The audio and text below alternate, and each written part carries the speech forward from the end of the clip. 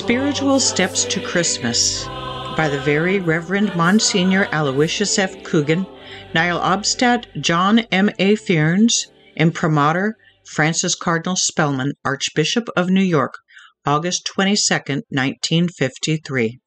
The second Thursday of Advent, Peace and Prayer. Pope Pius XII speaks to the world each Christmas Eve. His message always carries a plea to all men to return to the ways of Christ, to the paths of peace. Some years ago, there appeared a very dramatic and eloquent picture of the Pope surrounded by his people outside the Vatican walls, praying in the bombed city of Rome. The caption read, "The Pope comes to the people." Indeed, the Holy Father is ever with the people. The shepherd is ever with his flock. It is we, the people, who have strayed from the fold and wandered down the avenues of the world, away from the beacon of light of the eternal city, to the devious paths of sin and war. Said Pope Pius, "We confide more in the help of your prayers than we do in the ability of the wisest statesman and the valor of the most courageous combatant. Before God, prayer is more powerful than all arm of steel and bronze." This is the essence of the Holy Father's message that comes each Christmas time. It is the age-old teaching which has weathered every storm against faith and morals down through the centuries. It is the only solution to the ills of the world, and its formulas must be applied to each individual soul before the cure is wrought. The words of the Holy Father are broadcast each Christmas Eve. They ring out over the world like the voice of the angels at Bethlehem. But as at Bethlehem, so in our own cities, there are ears that hear not, for they are not attuned to the voice of God.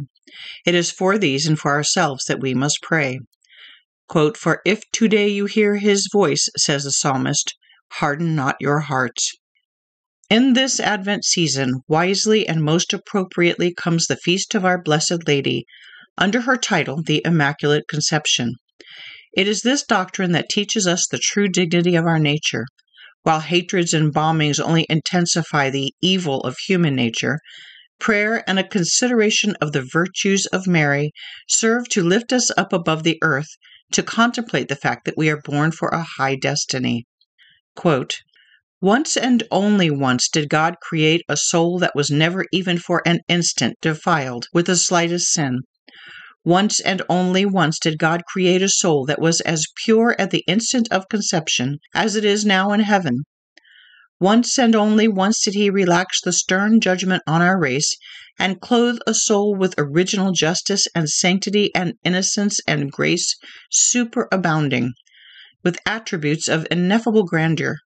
A soul in which the Almighty could turn to gaze with pleasure when weary of the deformity which sin had stamped upon mankind." End quote. Thus Canon Sheehan reminds us of Mary's dignity. When man loses faith, he is left to view himself simply as a highly trained animal. There is then nothing sacred. There is no purpose to life. There is no hope for tomorrow's world.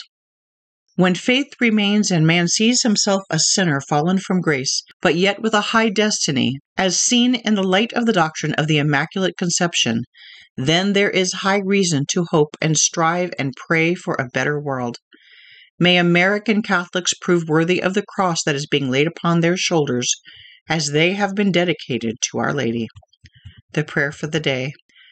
Mary Immaculate, in this Advent season, when the heavens rejoice, we, your earthly clients, lift up our voices in prayer. When our soul's craft rocks like a ship distressed upon the stormy seas of life, intercede with your divine Son on our behalf, that we may be made worthy of the promises of Christ. Amen.